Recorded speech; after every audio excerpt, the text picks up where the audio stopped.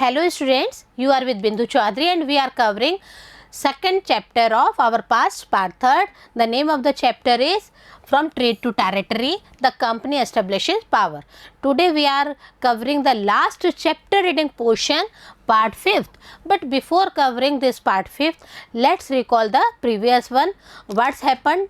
East India Company hold many parts of the India and territories of the India was already increased with the East India Company. हमारी बहुत सारी चीज़ें lost हो चुकी थी, हमारे बहुत सारी जगह का पार्ट जो है वो ईस्ट इंडिया कंपनी का पार्ट बन गया था. See Awadh was captured only for what reasons? For misgovernment. And with the doctrine of lapse, what happens? 5 states was captured by East India Company. Mysore was captured, Agra and Delhi was captured, Marathas was captured. So lot of the parts was of India was captured by East India Company. They continue this one or they stopped the increasing of territories. What happens next? Let's read in this concluding chapter. Setting up a new administration. After capturing the states, East India Company wanted a new type of administration, and in this new type of administrations many things increase their power. What happens? See here, Warren Hastings. On that time Warren Hastings was the Governor General from the year 1773 to 1785. He was one of the many important figures who played a significant role in the expansion of company power. Company की powers बढ़ रही थी, but और powers और अच्छा administration देने में हम क्या देखते हैं? वारन हेस्टिंग्स की बहुत ही इम्पॉर्टेंट भूमिका हुई और वारन हेस्टिंग्स ने बहुत अच्छा एडमिनिस्ट्रेटिव जो ढांचा है उसे क्रिएट किया. By his time the company had acquired power not only in Bengal but also in Bombay and Madras also. यहाँ पे हम क्या देखते हैं बच्चों? वॉरेन हेस्टिंग्स के टाइम में not only Bengal was captured by East India Company but Bombay and Madras was also captured. On that time British territories were broadly divided into administration. See the administrative power of East India Company. British territories were broadly divided into administrative units and these units was presidencies. क्या कहा गया उनको? उन units को presidencies में divide करके administration किया गया. There were 3 presidencies on that time. First one is Bengal, second one is Madras and the third one was Bombay. Each was ruled by a governor. अलग अलग गवर्नर्स इनके बना दिए गए. अलग अलग 3 प्रेसिडेंसीज को कंट्रोल करने के लिए एक अलग तरह का एडमिनिस्ट्रेटिव सिस्टम डेवलप किया गया. The supreme head of the administrative was the governor general. कौन था इनका सबका गवर्नर जनरल? कौन हेड था यहाँ पे? The supreme of the head of the administration was the governor general and these governor generals hold all of the administrative in their hands. Warren Hastings was the first governor general who introduced several administrative reforms notably in the sphere of justice. सबसे बड़ी बात है justice के क्षेत्र में हम देखते हैं तो हम क्या देखते हैं? वॉरेन हेस्टिंग्स ने बहुत बड़ी एडमिनिस्ट्रेटिव पावर के रूप में भूमिका अदा की. What's happened? In the year 1772 A new system of justice was established. एक नई तरह की न्याय प्रणाली का विकास किया गया. Each district was to have 2 courts. Her district की 2 कोर्ट थी. One was a criminal court और फौजदारी अदालत and a civil court called दीवानी अदालत. So this one was the continuation of judge. जजेस के रूप में एडमिनिस्ट्रेशन कैसे संभालना है इसके लिए कोर्ट्स का निर्माण किया गया. Maulvis and Hindu pandits interpreted Indian laws for the European district collectors who presided over civil courts. जो भी सिविल कोर्ट्स को एडमिनिस्ट्रेटिव जो डिस्ट्रिक्ट कलेक्टर्स थे वो प्रिसाइडेड कर रहे थे उनके लिए जो लॉज का इंटरप्रिटेशन है वो किस किस के द्वारा किया गया? Maulvis and Hindu pandits. What happened? See, the criminal courts were still under a qazi and a mufti, but under the supervision of the collectors. अभी भी वहाँ पे काजी काम कर रहे थे, अभी भी मुफ्ती काम कर रहे थे, but they were also in the control of the collectors. See here, who was Qazi? Qazi was a judge of that time. And who was Mufti? A jurist of the Muslim community responsible for expounding the law that the Qazi would administer. उस law के ऊपर सबसे बड़ा holding काजी का था और उसके बाद में मुफ्ती का था. And what is this impeachment? Impeachment क्या है? देखिए यहाँ पे एक वर्ड आता है impeachment. What is the meaning of this word? A trial by the House of Lords in England. House of Lords जो कि इंग्लैंड में है, for charges of misconduct brought against a person in the House of Commons. House of Commons में किसी भी तरह का कोई गलत पर्सन जो गलत काम करके आया है उसके लिए एक ट्रायल दी जाती थी House of Lords of England में. तो उसको हम क्या वर्ड बोलते हैं बच्चों? Impeachment word was there for that time. See, this one is the trial of Warren Hastings and this was printed by Pollard in the year 1789. देखिए जैसे अपने यहाँ पे लोकसभा का चित्रण होता है उसी तरह से ये एक ट्रायल थी जो कि लॉर्ड वॉरेन हेस्टिंग्स के द्वारा ली गई थी. एक एक चीज़ को वहाँ पे एडमिनिस्ट्रेशन के द्वारा कंट्रोल किया गया था.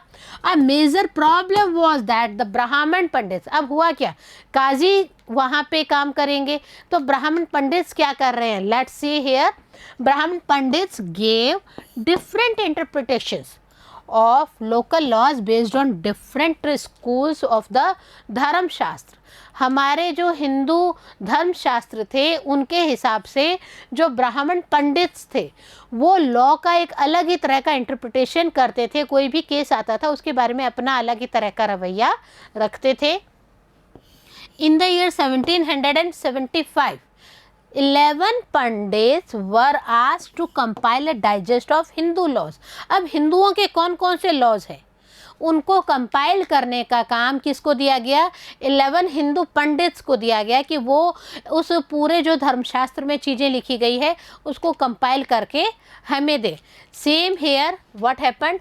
NB Alhad translated this digest into English. और जो हिंदू 11 पंडित्स ने कंपाइल किया था उसका इंग्लिश ट्रांसलेशन भी किया गया. Who did this? Mr. Alhad translated this one.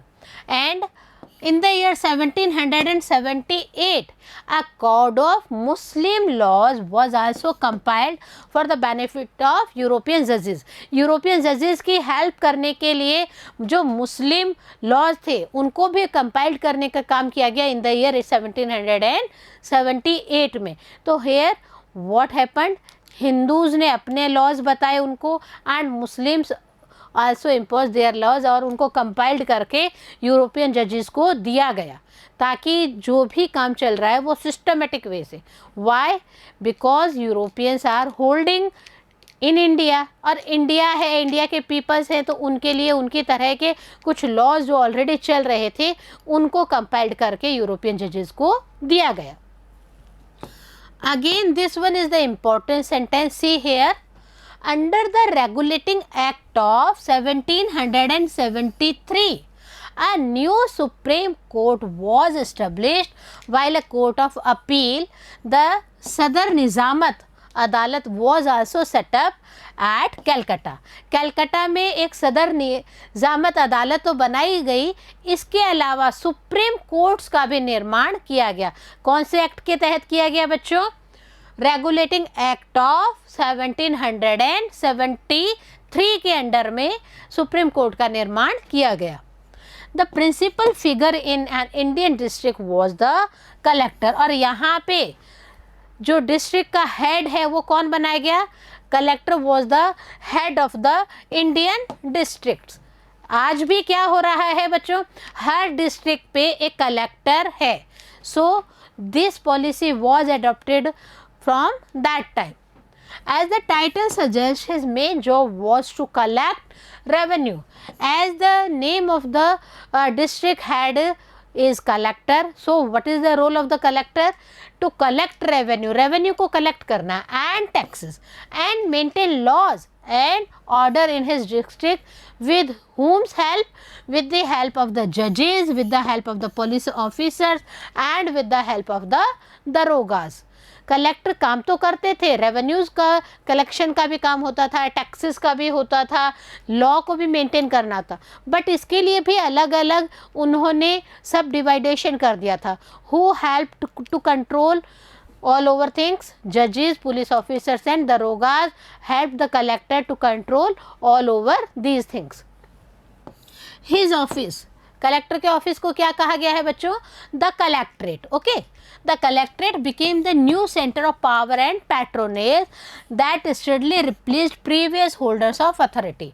पहले अथॉरिटीज़ के पास में अलग था, बट अब एडमिनिस्ट्रेशन की जब हम बात करते हैं तो हम क्या देखते हैं?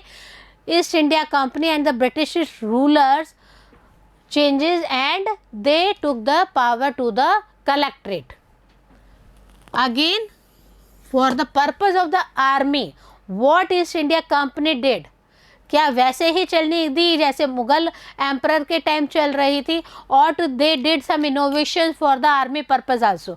See here, the Mughal army was mainly composed of cavalry and infantry, that is पैदल foot soldiers. हम क्या देखते हैं? अगर हम मुगल आर्मी की बात करते हैं, that was composed only with the cavalry and infantry. पैदल जो यात्री होते हैं उनके, पैदल सैनिक की हम बात करते हैं, तो वहाँ पे हम देखते हैं मुगल पावर के पास में ये चीज़ें थी. They were given training in archery. Archery जिसको हम हिंदी में कहते हैं तीरंदाजी, and the use of the sword, और तलवार चलाने की भी उन्हें शिक्षा प्रदान की गई. The cavalry dominated the army and the Mughal state did not feel the need to have large professionally trained infantry. On that time Mughals was satisfied that we have large army persons with us, and they did not want that time that professionally trained infantries are must or not. तो उधर उनको लगा कि satisfy हैं हम, हमें ऐसा ज़रूरत नहीं है. But what happened? A change occurred in the 18th century when Mughal successors states like Awadh and Banaras. Awadh और बनारस में क्या हुआ? कुछ जो मुगल सक्सेसर्स थे, मुगल्स के जो उत्तराधिकारी थे, उन्होंने क्या चेंजेस किया? See, they started recruiting peasants into their armies and trainings them as professional soldiers. उन्होंने आर्मी में पीजेंट्स को इंक्लूड करना शुरू किया, and after that entry they trained those peasants in the as the professional soldiers and in the proper way of the soldiers. The East India Company adopted the same method. East India company ने भी क्या किया? जो Mughal successors ने अवध बनारस में जो काम कर रहे थे, उसी चीज़ को ईस्ट इंडिया कंपनी ने भी अडॉप्ट किया. And what happened? See, they adopted the same method when it began recruitment for its own army, which came to be known as the सिपाही आर्मी. ईस्ट इंडिया कंपनी के army को क्या नाम दिया गया बच्चों? सिपाही army. From the Indian word सिपाही मीनिंग शोल्जर. हमारे यहाँ पे सिपाही कहा जाता है जिसका मीनिंग भी शोल्जर होता है. So East India Company gave sipahi army to their armies personals name. This is because, क्यों कहा गया, ऐसा क्यों किया गया? Because the British Empire was fighting in Burma, Afghanistan and Egypt, where soldiers were armed with muskets and matchlocks. यहाँ पे हम क्या देखते हैं? Why they entered sipahis in their army? Because their army, their British army was fighting with Burma. Burma में लड़ाई हो रही थी, अफगानिस्तान में हो रही थी, इजिप्ट में हो रही थी, और उनके ज़्यादातर जो सोल्जर्स थे वो आर्म्ड थे. किस किस से? मस्कट्स और मैचलॉक्स से. In the early 19th century, the British began to develop a uniform military culture. अब हुआ क्या? 19th सेंचुरी में ईस्ट इंडिया कंपनी ने, जो ब्रिटिशर्स हैं जो इंडिया को होल्ड कर रहे थे उस टाइम में, they put a new development, and the development was what? Uniform military culture. Military में एक समान यूनिफॉर्म कल्चर होना चाहिए. अभी भी है, आप सबको पता है। जब हम आर्मी को देखते हैं, जब हम नेवी को देखते हैं, जब हम मिलिट्री को देखते हैं, तो सब की ड्रेसेस जो हैं अलग अलग हैं। Same was on that time, एक यूनिफॉर्म मिलिट्री कल्चर शुरू किया गया। Soldiers were increasingly subjected to European style, और उनका यूनिफॉर्म क्या था बच्चों? यूरोपियन स्टाइल ट्रेनिंग उन्हें दी जा रही थी, ड्रिल दिया जा रहा था, discipline that regulating their life far more than before. पहले जो लाइफ थी उससे ज़्यादा अच्छी लाइफ, इसके लिए क्या क्या किया गया? They had given European style trainings, their drills and disciplines as per European style. See, this one was the picture of the सिपाही of that time. देखिए एक सवार है जो बंगाली है, बंगाल के हैं ये, और ये जो है उस टाइम कंपनी को सर्विस दे रहे थे। And who painted this picture?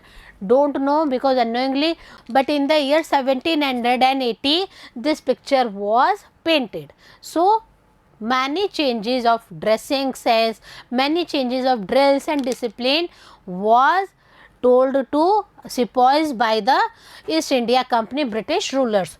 Often this created problems. इससे प्रॉब्लम क्रिएट हो गई। क्या प्रॉब्लम क्रिएट हुई बेटा? क्यों? क्योंकि इंडियन जो सिपाही थे दे आर यूजिंग, और उनको जब यूज़ किया जा रहा था on that time, what happened? See here, since caste and communities feelings were ignored in building a force of professional soldiers. Professional soldiers का तो एक टीम बनाई जा रही थी, बट वहाँ पे कास्टिज्म को इग्नोर कर दिया गया। वहाँ पे अलग अलग कम्युनिटीज़ के जो लोग हैं उनको ले लिया गया, वहाँ पे इस चीज़ को भी इग्नोर कर दिया गया। Could individuals so easily give up their caste and religious feelings? क्या हर कोई आसानी से अपने कास्ट की फीलिंग, अपने रिलीजियस जो थिंग्स हैं उनकी फीलिंग्स को छोड़ भी सकता है क्या? क्या आप और हम छोड़ सकते हैं बच्चों? We are just following all these things. So another question here, could they see themselves only as soldiers and not as the members of communities?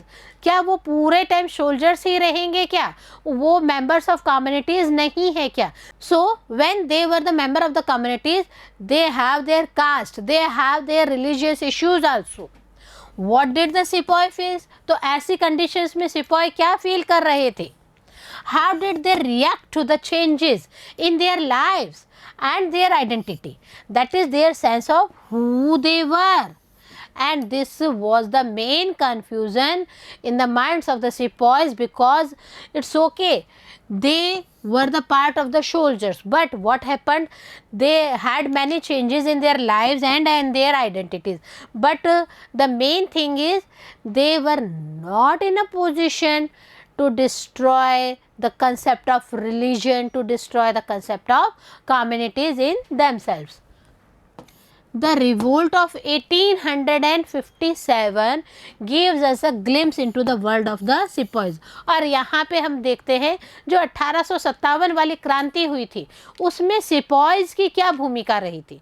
It's okay, they were on that time working for the east India company, but this revolt was the important revolt for the purpose of India and for the purpose of the sepoys. You will read about this in revolt in our chapter 5th. अभी हम आपको इसके बारे में इतना ही बता रहे हैं बच्चों. Later on in the chapter 5th we will conclude all about 1857 revolt. So what is the conclusion of this chapter? क्या हुआ, क्या क्या हमने पढ़ लिया था? कई सारी हमने लड़ाइयाँ भी यहाँ पे रीड आउट की. हमने यहाँ पे जो जो गवर्नर जनरल्स बने थे उनके बारे में भी रीड आउट किया था. What happened? See, thus the East India Company was transferred from a trading company to a territorial colonial power. This was the main change. In the second chapter you are reading that East India Company was transferred. First they came to India only for the purpose of the trading, but ultimately what happened?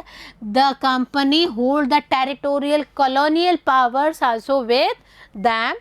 The arrival of the new steam technology in the early 19th century also aided this process. East India company के time में एक और बात हुई. क्या हुआ? Steam engines का आविष्कार हुआ. और स्टीम इंजन्स के आविष्कार से क्या हुआ बच्चों? In the early 19th century एक अलग ही तरह का प्रोसेस क्रिएट हो रहा. What happened on that time? See, Till then it would take anywhere between 6 to 8 months to travel to India by sea. किसी भी रूट से आप आ जाइए इंडिया के लिए, कितना टाइम लगता था बच्चों? Near about 6 to 8 months. But after the invention of a steam engine, what happened? Steam ships reduced the journey time to 3 weeks, enabling more Britishers and their families to come to a far off country like India. अब India आने के लिए उनको सिर्फ 3 weeks का time लगता था. So more Britishers came to India, more Britishers families also came to India, and they hold our India in a very strange way. पहले ट्रेड के लिए आ गए, लेकिन बाद में स्टीम इंजन्स के आविष्कार के बाद में जो स्टीम शिप्स आ गई, तब तो उनकी यात्रा का टाइम पीरियड बहुत कम हो गया. And what is the ultimate result? Many Britishers came here. By the year 1857, the company came to exercise direct rule over about 63% of the territory. पूरे इंडिया का अगर हम कवर करते हैं तो 1857 तक क्या हुआ? 63% of the territory of India was captured by the Britishers, and on this 63%, 78% of the population of the Indian subcontinental was living on that time. बहुत बड़ा रेशो था, 63% बहुत बड़ा रेशो था, जहाँ पे 78% पॉपुलेशन, इंडियन पॉपुलेशन रह रही थी. Combined with its indirect influence on the remaining territory and population of the country, the East India Company had virtually the whole of India under its control. So, when we are concluding this chapter, what happened in the combined indirect influence? When direct influence is what? 68% of the territory was taken by British rulers, in which 78% of the population was living. Same here. And indirect influence, what happened? Remaining territories and the population of this country was also covered, was also controlled by East India Company virtually. And later on what happened? All of the India was under the control of the Britishers. So here is the result of the trade permission given to the East India Company. What happened? They captured all of the territory, near about controlling all of the territories of India. What happens next? We will conclude in the next chapter. But what happens with this? How you will control, how you will express this in question answers?